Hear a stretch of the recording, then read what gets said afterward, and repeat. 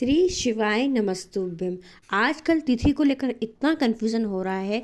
जी हाँ, अगर हम इसे कंटिन्यू तिथि की बात करें तो जैसे कि मान लो बुधवार के दिन अष्टमी थी तो गुरुवार के दिन नवमी है, शुक्रवार के दिन दसवीं है और शनिवार के दिन एकादशी है। जी हाँ, ऐसे हम बात करें तो पर कन्फ्यूज़न ये हो रहा है कि जो एकादशी है वो 7 फरवरी की है कि 8 फरवरी की है। जी हाँ, और अगर जो लोग एकादशी का व्रत रखते हैं, जी हाँ, तो वो घर में अपने पूजन कैसे करें वो, या फिर अगर आप व्रत नहीं भी रखते हैं तो विशेष तरीके से अगर हम पूजन घर में कर लेते हैं तो वह भी बहुत ही फलदायक होता है।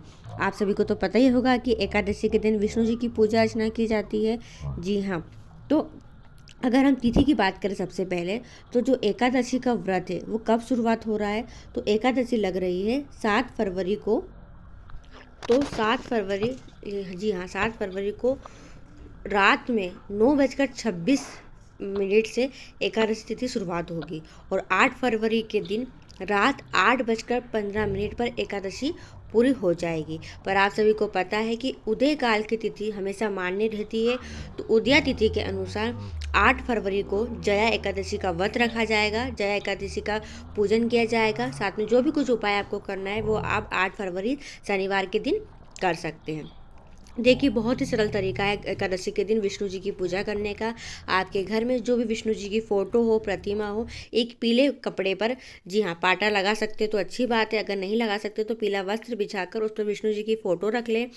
विष्णु जी को सबसे अत्यधिक जो प्रिय होता है वह पीली चीज़ होती है, तो पीला चंदन लगाए।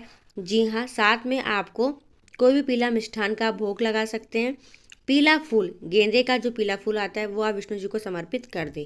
जी हाँ, अगर आप संकल्प लेना चाहते हैं व्रत रखने का तो आप व्रत रखने का संकल्प लें, अन्यथा आप पूजन करके भी अत्यधिक फल प्राप्त कर सकते हैं। एकादशी के दिन विष्णु जी की पूजा की जाती है। जी हाँ, अब बात आती है कि चावल खाना चाहिए कि नहीं खाना चाहिए, और अगर चावल नहीं खाया जाता है तो क्या हम चावल महादेव को या विष्णु जी को समर्पित कर सकते हैं। तो ध्यान रखें, एकादशी का व्रत रखें चाहे न रखें, पर घर के अंदर एकादशी के दिन चावल बिल्कुल ना बनाएं। चावल से बनी हुई चीज़ों का सेवन नहीं करें, जैसे परमल हो गया, परमल ना खाएं, या चावल की जो भी चीज़ें आती है, पोहे हो गए, ये चीज़ें आपको नहीं खाना चाहिए। किस दिन? एकादशी के दिन। ध्यान रखें, चावल का बिल्कुल भी सेवन नहीं करें, चाहे उपवास रखे, व्रत रखे, चाहे न रखे, पर घर के प्रत्येक व्यक्ति को चावल नहीं खाना चाहिए।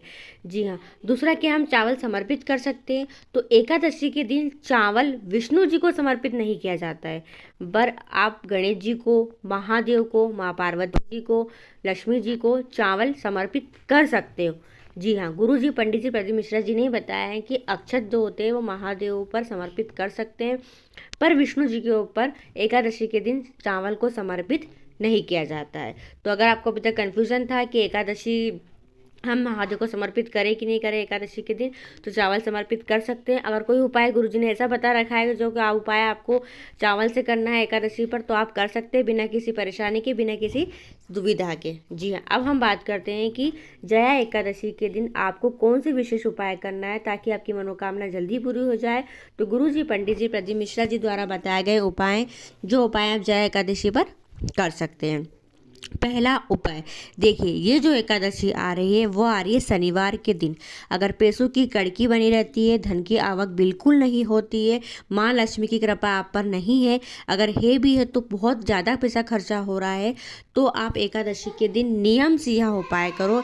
यानी आपको क्या करना है, शनिवार की एकादशी पड़ रही है, शाम के समय प्रदोष काल में आपको लंबी बाती का दीपक, वो भी सरसों के तेल का, कौन सी तेल का? सरसों के तेल का लंबी बाती का दीपक आपको, एक दीपक आपको प्रदोष काल में पीपल के वृक्ष के नीचे इस एकादशी पर अवश्य प्रज्वलित करना है। लंबी बातें रखेंगे, दीपक की बाती का मुख वृक्ष की ओर रखेंगे। वृक्ष नहीं मिल पाता है तो कोई पौधा या गमले में आपने लगा रखा है पीपल, तो वहाँ भी आप दीपक प्रज्वलित कर सकते हैं। दूसरा उपाय, जी हाँ, जीवन में बहुत दुख चल रहा है, बहुत परेशानी चल रही है, दुखों का अंत नहीं हो रहा है, कोई मनोकामना है आपकी जो समय पर पूरी नहीं हुई है, चाहे विवाह हो, चाहे नौकरी हो, चाहे व्यापार हो, काफ़ी समय से अगर आपकी मनोकामना पूरी नहीं हुई है, तो गुरु जी पंडित जी द्वारा बताया गया बिल्कुल नया उपाय है जो आप इस एकादशी पर कर सकते हैं। जी हाँ, इस उपाय में आपको लेना है एक बेलपत्री, एक ध्रुवा और एक लोटा जल। ठीक है। ये लेकर आपको शिवालय जाना है। शिवालय पहुंचकर आपको महादेव पर सबसे पहले जल चढ़ाना है। पर जल कैसे चढ़ाना है, तरीका सुनिए। सबसे पहले जलाधारी में राइट हैंड तरफ होता है गणेश जी का स्थान, वहाँ जल समर्पित करेंगे। वहाँ जल चढ़ाने के बाद आपको जल चढ़ाना है कटी भाग पर। जी हाँ, माँ पार्वती का जो हस्तकमल कहते हैं, कटी भाग होता है, जहाँ शिवलिंग नीचे रखी रहती है जलाधारी पे, उस जलाधारी पर जल समर्पित करना है और फिर बचा हुआ जल आपको पूरा महादेव के शिवलिंग पर समर्पित कर देना है। जल चढ़ाने के बाद अब बची है द्रुबा और बेलपत्री। द्रुबा चढ़ाएंगे हम गणेश जी के स्थान पर। जलाधारी में राइट हैंड तरफ दुबा समर्पित करेंगे और जो बेलपत्री है वो बेलपत्री आपको माँ अशोक सुंदरी के स्थान पर समर्पित कर देना है। बिल्कुल नया उपाय है। गुरुजी ने कहा है इस उपाय को आपको महीने में 2 या 3 बार करना है। जीवन का बहुत दुख चल रहा है तो आप प्रयास कीजिएगा इस उपाय को करने का। तीसरा उपाय देखिए, जया एकादशी। इस दिन विष्णु जी की पूजा की जाती है। जी हाँ, तो इस दिन आपको हर महादेव का स्मरण करते हुए यह उपाय करना है। देखिए, चाहे बच्चों का मंगल विवाह नहीं हो रहा है, नौकरी नहीं लग रही है, व्यापार अच्छा नहीं चलता है, तंगी बनी रहती है, पैसों की आवक नहीं हो रही है, तो आप यह उपाय करके देखिएगा। किस दिन, एकादशी के दिन आपको 1 कलश जल लेना है तांबे के लोटे में। ठीक है, 1 कलश जल लेकर उस 1 कलश जल में आपको 1 चुटकी डालना है हल्दी। 1 चुटकी हल्दी कलश के अंदर डालकर आपको इस जल को आंवला के वृक्ष के नीचे, जी हाँ, आंवला की जड़ में हरिहर महादेव का नाम लेकर समर्पित कर देना है। जी हाँ, पूज्य गुरुजी ने कहा है अगर आपको आंवले का पेड़ नहीं मिलता है तो पीपल के वृक्ष में, पीपल का नहीं मिलता है तो फिर बेलपत्री के वृक्ष में आप इस जल को समर्पित कीजिएगा। हरिहर महादेव का स्मरण करते हुए जीवन के सारे मार्ग खुल जाएंगे, आपको तरक्की मिलेगी, उन्नति मिलेगी। चौथा उपाय, ये भी एकदम नया उपाय है। गुरुजी ने कहा है घर कलेश बहुत होता है, घर में छोटी छोटी बातों पर लड़ाई बनी रहती है, झगड़े बने रहते हैं, प्रेम खत्म हो रहा है, समाप्त हो रहा है, बहुत कलेश घर में होता है। इसके कारण आपके घर में टेंशन बनी रहती है, परेशानी बनी रहती है।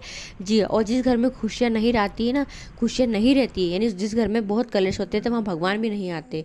जी हाँ, तो अगर बहुत कलेश हो रहा है, बहुत ज़्यादा परेशान से हो गए हो तो यह उपाय करके देखिएगा। क्या करना है, देखिए, आपको 1 लोटा जल भरना है और उस 1 लोटे जल को आपको अपने रसोई घर में एक साइड कोने में रखना है। ठीक है, कोने में रखकर उस कलश पर आपको 2 बिंदी लगाना है। 1 बिंदी लगाएंगे हल्दी की, 1 बिंदी लगाएंगे कुमकुम की, कलश के बाहर, कलश के ऊपर। जी हाँ, लगाने के बाद इस कलश को पूरे घर में घुमाइएगा।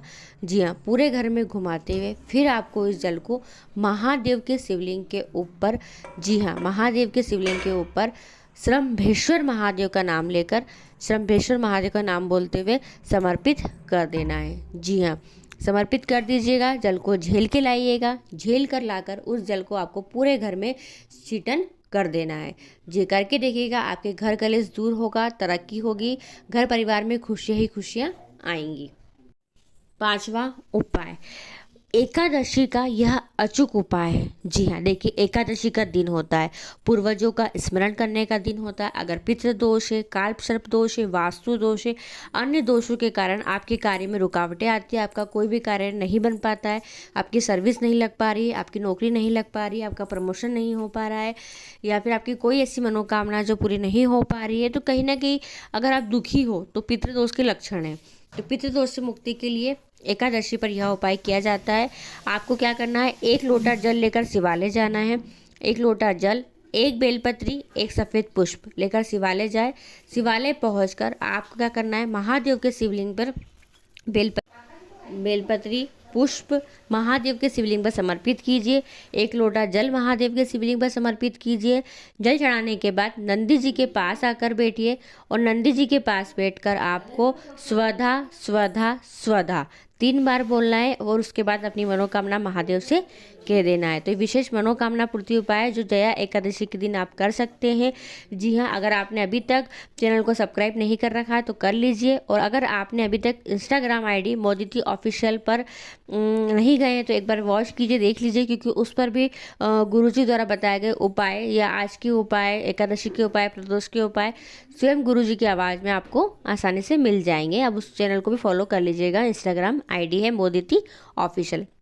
साथ में अगर आपने अभी तक व्हाट्सअप चैनल को ज्वाइन नहीं किया है तो फॉलो कर लीजिएगा। मैं हर एक वीडियो में रिक्वेस्ट करती हूँ फॉलो करने के लिए, ताकि वहाँ जुड़ेंगे तो आपको रोज़ की तिथि क्या है, क्या उपाय कर सकते हैं, वो आपको जानकारी मिल जाया करेगी। तो वीडियो पसंद आती है और लोगों तक जरूर शेयर कीजिएगा। श्री शिवाय नमस्तुभ्यम। हर हर महादेव।